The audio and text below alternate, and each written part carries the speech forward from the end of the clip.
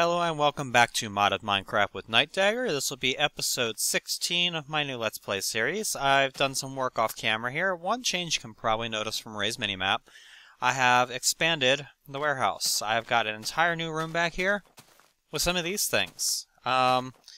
These are coke ovens. I set these up during a live stream, but I did save enough coke oven bricks to show you guys how to do this. And it's actually really cool. This is one of the really awesome things about Railcraft.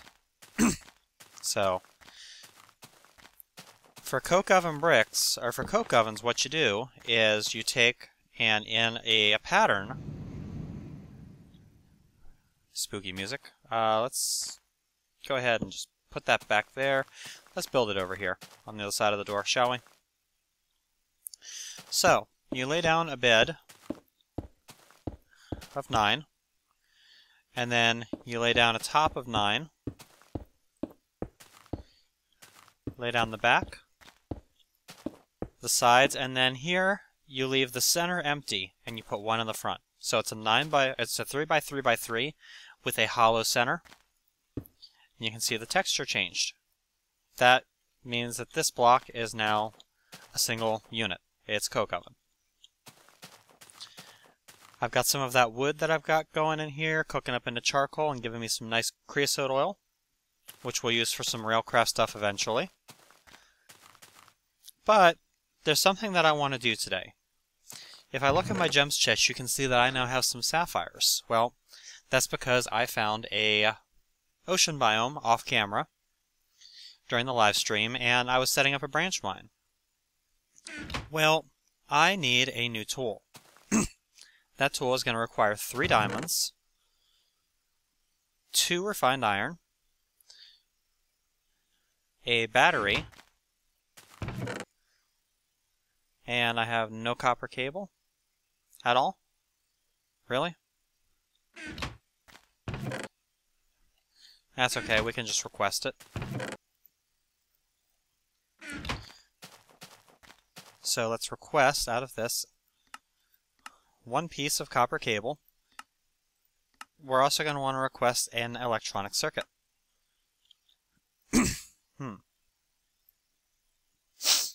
And if you take 3... Oh, hold on. Gotta have the battery first. If you make a battery, and you put the battery there, the circuit there, the 3 diamonds like that, and the 2 refined iron like that, you get a rock cutter. This is a cool device from Greg Tech. Let's go charge him up, and then we'll see what he does. And you can see that my power supply is almost completely full here. I've had my reactor running. I've burned through almost an entire uranium cell. Or an entire set of uranium cells.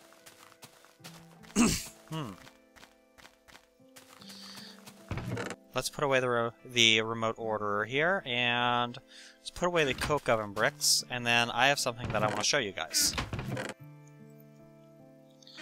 Let's go for a walk, shall we?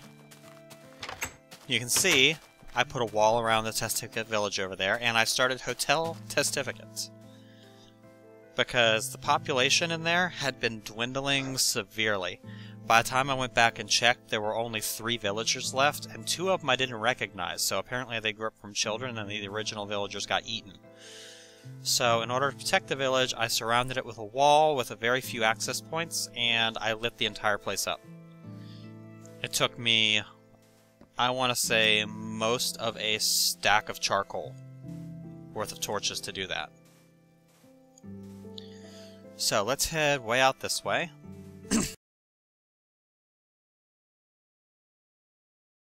And long way down here.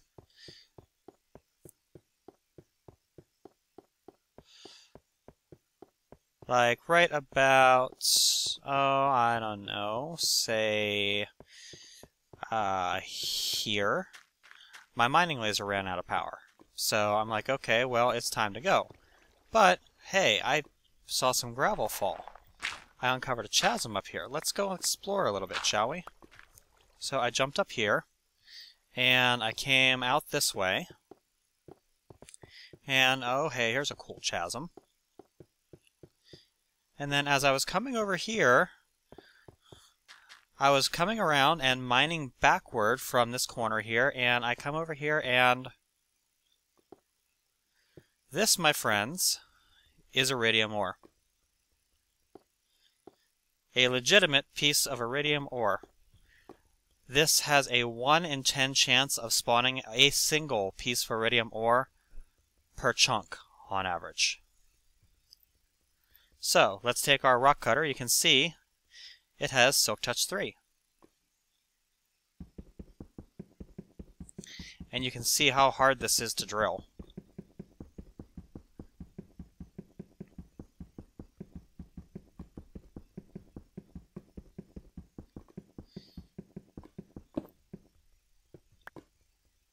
And if we open up our backpack, iridium ore.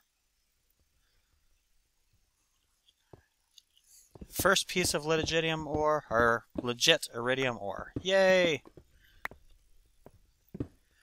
The sad thing is if I didn't have the matter fabricator turned off, it would take that piece of iridium ore plus 4 more before I'd be able to make the matter fabricator. That's part of the reason why I have the thing turned off. Alright, so now that I've showed you guys what I wanted to show you there, now I gotta make the trip back home.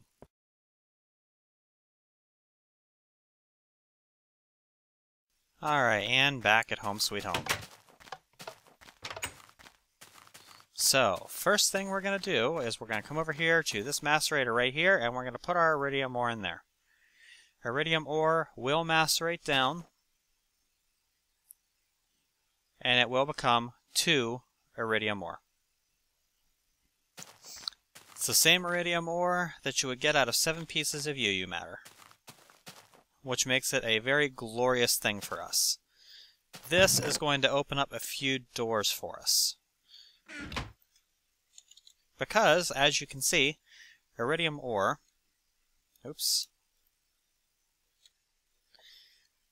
can be used to make iridium ingots, which, well, we could use it to make iridium reinforced stone if we felt like it, but it gets us halfway to our first iridium plate, which is awesome. We're just going to leave it in ore form, I think. No, we're not. We're going to compress it down. Compress this down, and we will get our iridium ingots.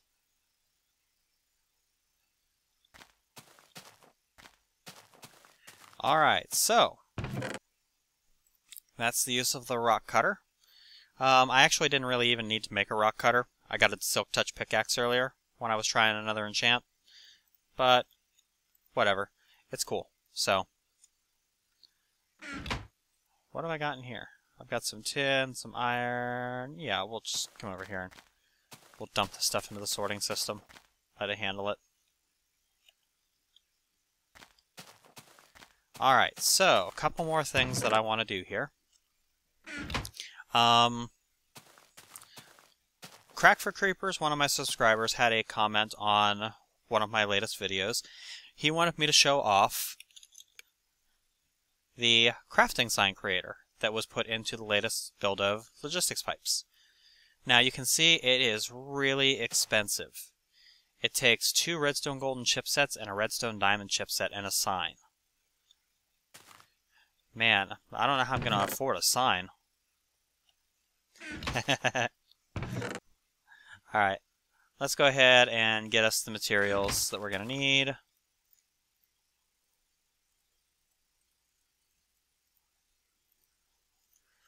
There we go, we got some signs. Over here I've had this system doing some work for me. So I'll grab those. And then in here we put the sign in the middle. We put the diamond chipset in the bottom, and we put the 2 golden chipsets up there, and that gives us a crafting sign creator. Now what this thing does, if we come up here and we look at our thing here, we can say, oh, well, we know that this knows how to make stone gears, but what other gears have we taught the system? Have we taught it how to make iron gears yet? Have we taught it how to make golden gears? We can't remember what we taught how to make the system create. Oh, well, now we know.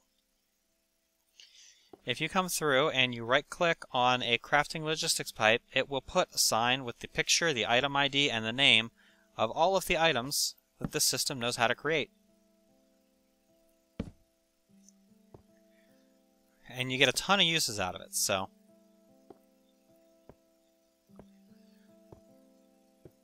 Now, what I don't know... Oh, that's not a crafting pipe, that's a satellite pipe.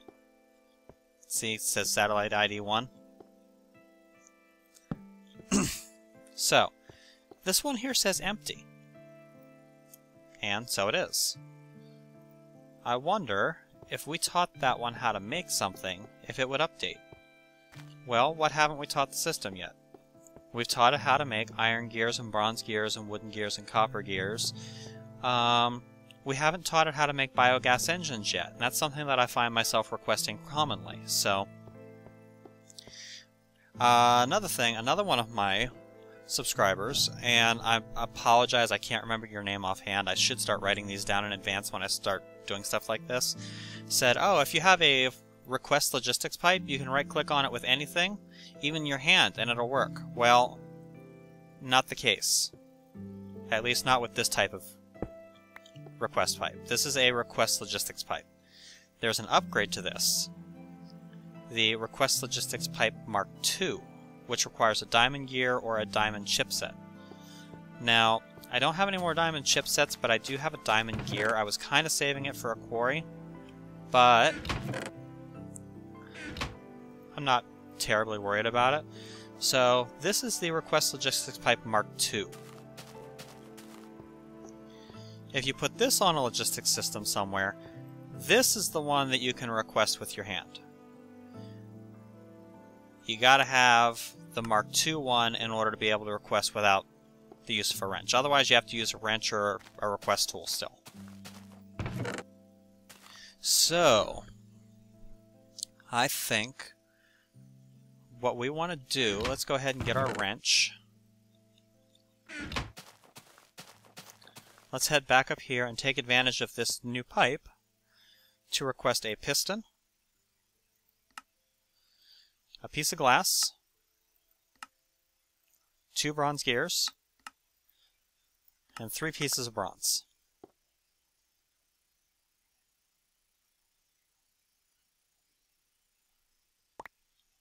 Alright, we're in good shape.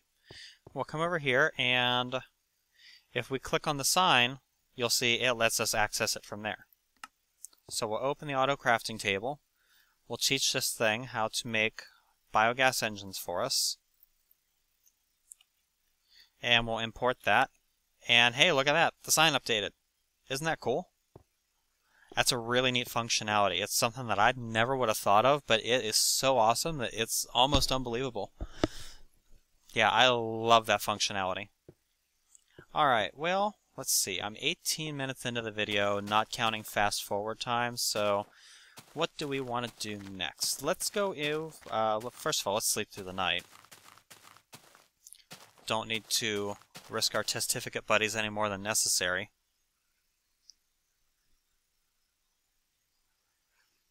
Let's go take a look at the village and see if we've had any population growth. I've been mining for maybe an hour or two after I finish the hotel testificate up there, which I fully intend on expanding. This is this season's version of the testificate spawner. I didn't like having the gigantic house that was just like straight up in the air with a whole crap load of doors, so I decided I was going to do something a little more tasteful this time. And God knows I have enough wood. So let's take a look through the village. Okay, here we go. Here's one.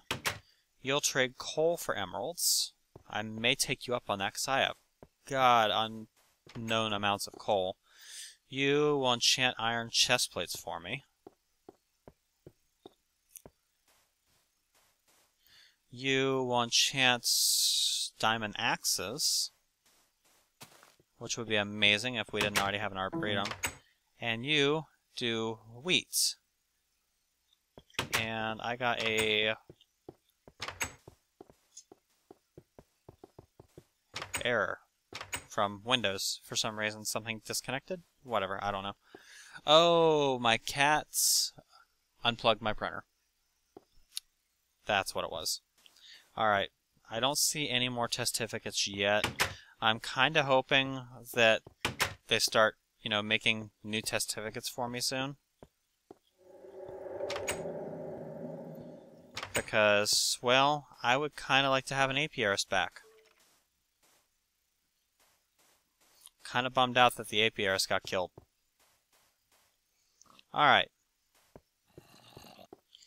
Another thing that I had neglected to do, that I caught while I was off camera, is I actually finished automating my humus production, because I had the carpenter set up, I had that gate there, and I had the red pipe wire, but I forgot to put that gate on, so it couldn't actually produce humus for me, so my tree farm stalled out for a while. It's running again full speed. Let's check in on our bees. We actually had quite a bit of luck there too. So let's grab our beealyzer out of our tools chest. This first one, we have cultivateds. The second one here, we have commons and meadows. Here we have more cultivateds. Here we have a noble. And you can tell it's not the only noble I have, because I got dripping combs off another one.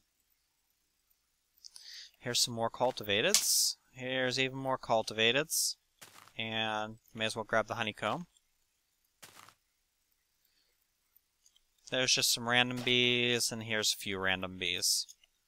Alright, let's get the honeycomb centrifuging. And we'll start identifying and crossing our bees again. Coming very soon, I'm going to start automating this quite a bit more. Let's go ahead and centrifuge the dripping comb first. See if we can get some good stuff out of that. Okay, my printer just turned back on. And back off. Cats are stepping on the power cable. That's awesome, guys.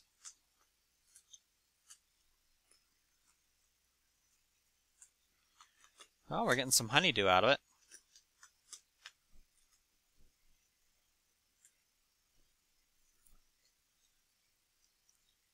Alright, bunch of honeydew. Let's get the honeycomb centrifuging. Hello, Mr. Hiss. Yes, I'm recording, and you know that. Don't you?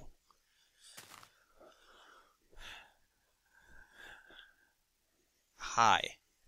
Yes. You are sweet, you are cuddly, go eat Mama Kitty. Alright, let's go ahead and pull the honey drops out of there, and I had a little bit left over from last time. So, not quite enough yet to do a full analyzation of the bees. Need to wait for a couple more honey drops. So that'll be good for now. We'll come back when we need it.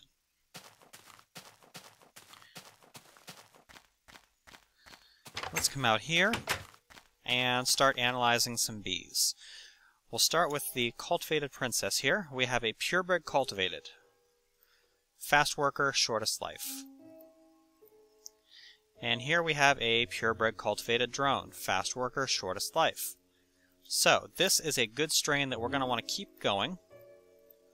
Let's go ahead and put a sign on that.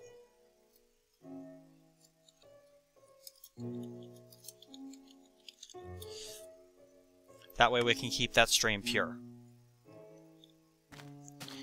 Alright. Whoops. Nope. Don't want a sign there yet. I would love to need another sign, but I don't know if I do yet.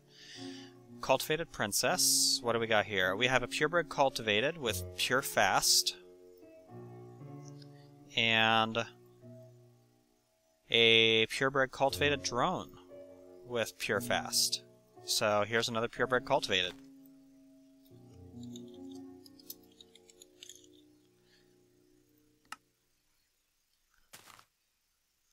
Oops. Alright. Let's see here. This one, this cultivated, is cultivated in common. It's got fast on the off side and slower on the dominant side. This cultivated is a pure fast. I'm going to save these two bees because I'm going to explain a little bit on how bees work in a second here. Let's check this cultivated. This is a cultivated with slower and slowest. And this is a cultivated with slowest and slower.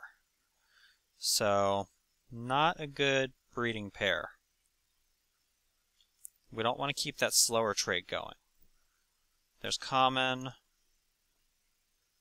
Let's check out the noble princess. The noble is purebred noble. And may as well come in here and get our honeycombs. Yeah, hi kitty. Get our honey drops and recharge our Beealyzer. Hi, yes, you are precious. Go away. I will pet you in a few minutes.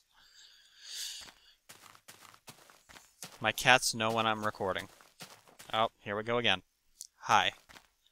You want to sit and watch the screen? Okay, just don't stand on my keyboard.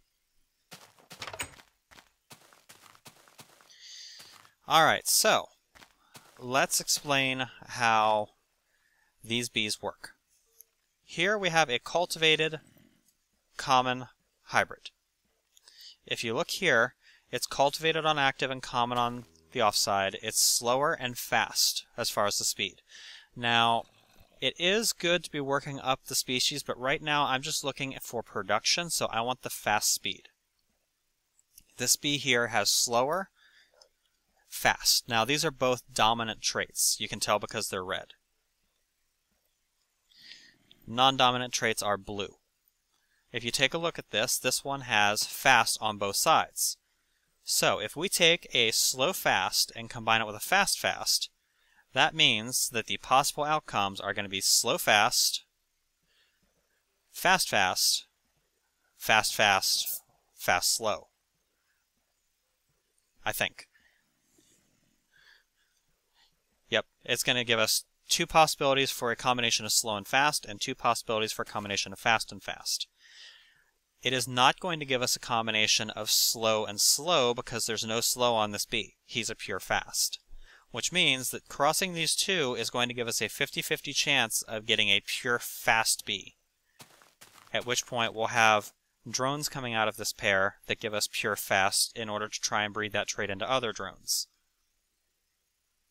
This is how you breed up for traits. Now, you can see the queen is a slower worker. The offspring take the new traits. So don't be discouraged if you breed two bees together and you say, oh, it ended up being a slow worker. You won't know until the bee dies as to what its actual traits are. Let's just go ahead and cycle through these. That's a Meadows Diligent. That's a purebred Meadows, also known as a junk bee. That's a Forest Cultivated. With slowest. That's a common noble with pure fast, so that's a good bee. We're going to combine that with our noble princess here and see if we can get a purebred noble. Because this one here, she had slow, slow, and fast, fast, I think. Yeah, slower, slower, fast, fast. So this is going to give us a 50-50 chance, or nope, this is going to give us some combination of, it was slower, slower, and fast, fast. Yeah, this is going to give us a 100% chance of a slower, fast. Now, which one becomes the active trait? We're not going to know until it's done. But it's also going to give us a off chance of a purebred noble, which would be awesome. So let's keep checking our bees. Pure Meadows. Forest Cultivated with slower. Common with fast. Meadows Noble with fast on the offshoot. Meadows Noble with slow. So those two bees would be a good combination, I think. And a lot of this I'm just making up as I go along. I'm not taking the time to draw up Punnett squares or anything like that, so... Okay, this common is a purebred common, slower and slowest. Excuse me. Hi. You just pushed my keyboard in on me, didn't you? You silly kitty. Go eat the mama kitty. Down there. Go eat mama kitty. And I promise I will pet you in about 10-20 minutes or so. Alright, this cultivated was a purebred cultivated, but it's slow. And this cultivated princess was slow, so we want to try and combine that with a fast bee and see if we can get the fast trait to take. There's a common noble. Another common noble. A meadows noble. A purebred common. And a common forest with fast on the offshoot. Let's see here. Anything else we got?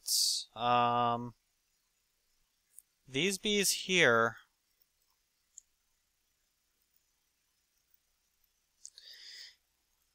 If we combine these, it's going to give us a chance of breeding fast into this cultivated, which is a good thing, but it probably won't pan out. And then over here, we're just going to combine a meadows, and we're going to combine this forest cultivated and see if we can prompt the cultivated to take dominance. And over here, we're going to breed, let's see, we'll take this common princess and this cultivated drone and see if we can get cultivated to take. Alright. And the rest of these bees will come over here and toss in our bees chest. And I apologize if I confused anyone with my explanation. That, you know what, let's go ahead and pull out some dirt and some cobblestone and maybe some sandstone if I can find some. Yeah. And we'll pull out some netherrack. Let's go actually take a look at, and this is just a basic Punnett square. So, say here we have B1, and let's say dirt is for fast, cobblestone is for slow. So we have a fast, slow over here, and then up here we have a fast, fast. When you have the combination here, this is going to be a purebred fast, because you're getting fast from both. This will also be a purebred fast, because you're getting fast from both. This here will be a fast slow, and this will also be a fast slow. So, the end result gives you a 50% chance of ending up where you started, and a 50% chance of improving the species, which is always a good gamble. Now, the same can be said in reverse. Say there is a trait that you don't want on your bees, like say you have a bee that has aggressive tendencies. And say bee number 1 is passive, passive. Bee number 2 is passive, aggressive. Well, that means that the result is going to be exactly the same. You're going to end up with a 50% chance of a bee that is perfectly fine and sweet and docile, and a 50% chance of a bee that is going to hate your ass. Now, again, that's not taking into account which one's going to go dominant.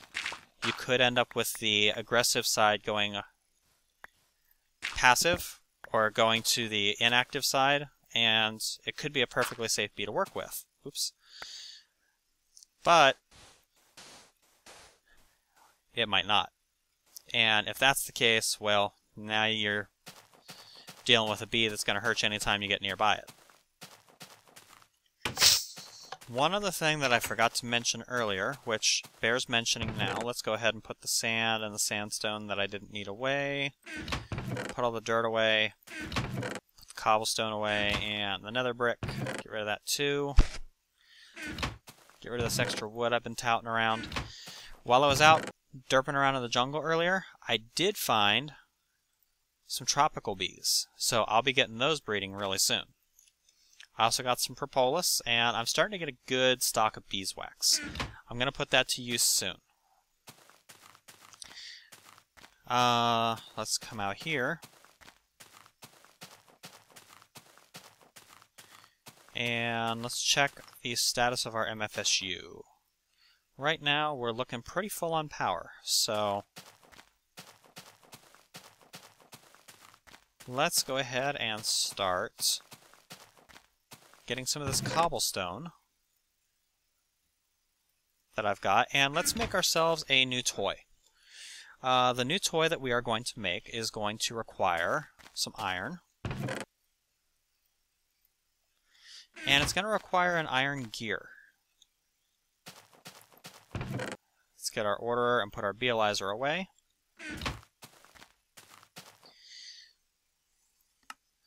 Let's get the iron gear.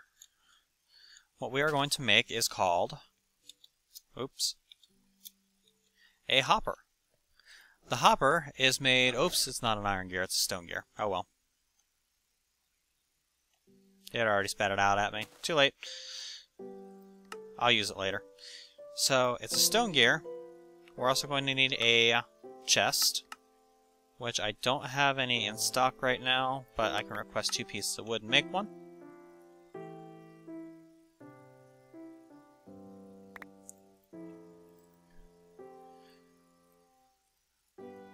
There we go. The chest on top, the stone gear in the middle, and then the iron bars just like that. Gives you the hopper. And you know what? I'm actually going to make a second one. Because a little known fact about the hoppers is that you can stack them. So, let's take the wood that it's about to spit out at me anytime now. Give it. Didn't even request it, did it? There we go.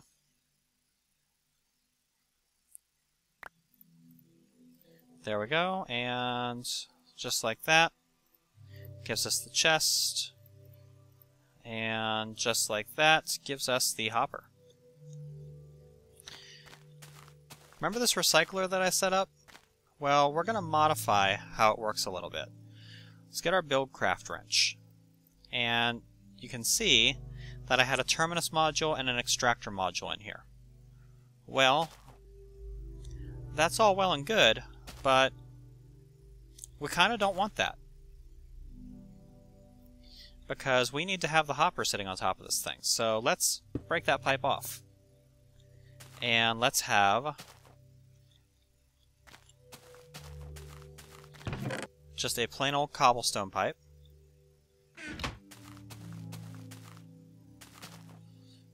Let's see, how do I want to do this? I don't want it getting in the way of my access point there. I want to be able to keep walking through. So I think what I'm going to do is I'm going to take it off the top there, which is going to make that an intersection, which means it has to be a logistics pipe.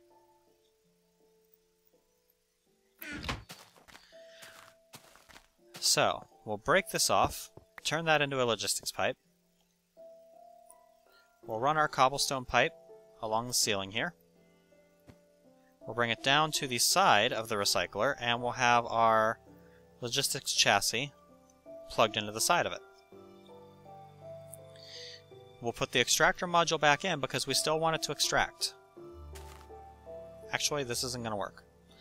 Because the hopper, when I put those on top, those pipes are going to connect to it, and it's going to want to feed items into it, so that's not going to work. Oops. I did not mean to do that.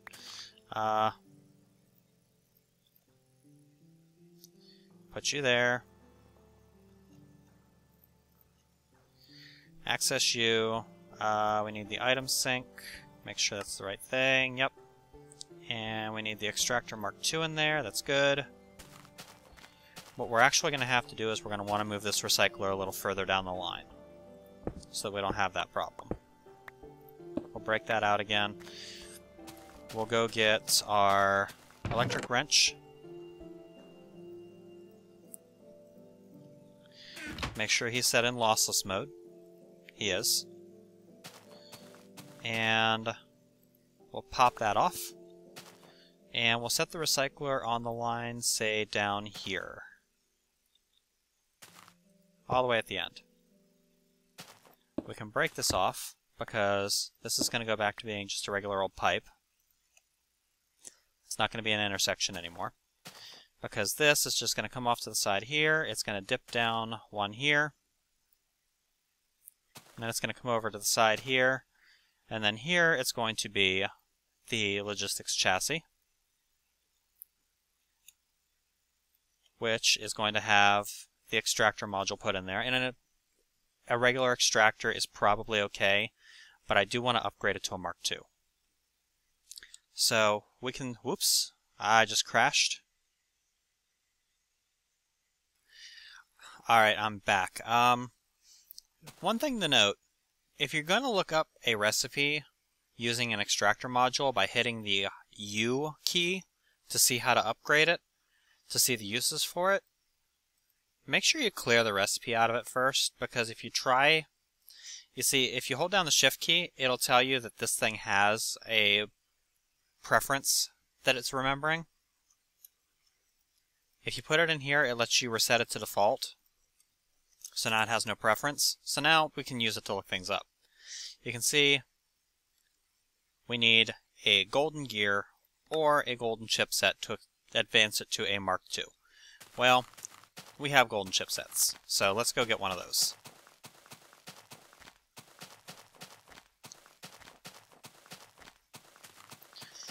By now, you can see our centrifuge is done with all its work. We take the golden chipset and we put it on top of the extractor, and you get the extractor Mark II, which will be the perfect thing to put right in here.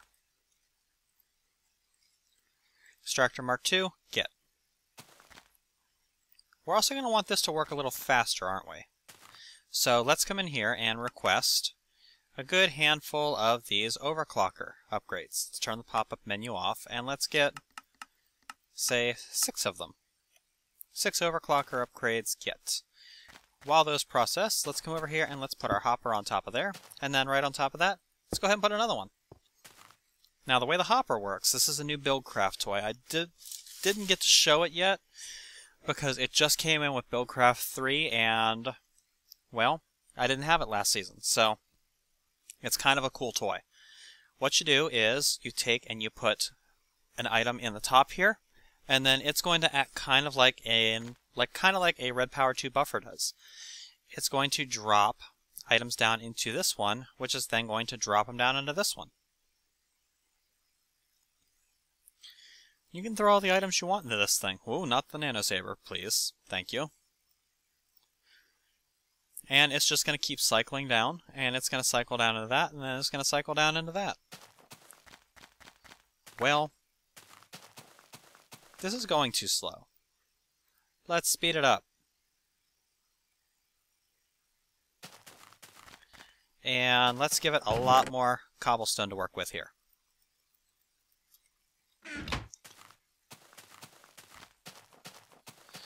First of all, let's go ahead and fill this hopper up.